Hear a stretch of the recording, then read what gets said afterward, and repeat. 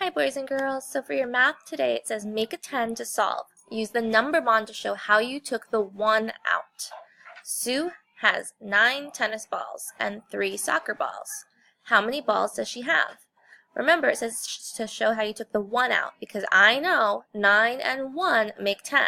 So in order to make this 10, I need to take 1 out of the 3. So if I take 1 out of the 3, how many is left for that part?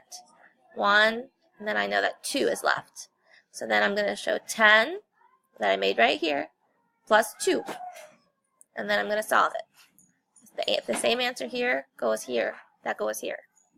And do that for 2 also. And then the next one says use number bonds to show your thinking. So, and then write a 10 plus fact. So 9 plus 2, you're going to draw the little number bond off the 2 to show how you took off that 1. And then show me your 10 fact plus whatever's left over. Same thing for 4, 5, 6, 7. Oh, this one's a trickier one. This one you have to figure out where that 7 came from. So if you took 1 from the 7, what do you think that number was?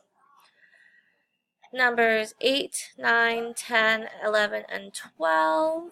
You are just filling in the number bonds to complete the addition sentences. I'm going to say this is optional. If you want to do 8, 9, 10, 11, and 12, you can. Otherwise, you can skip it. It just depends on if you want the practice or not.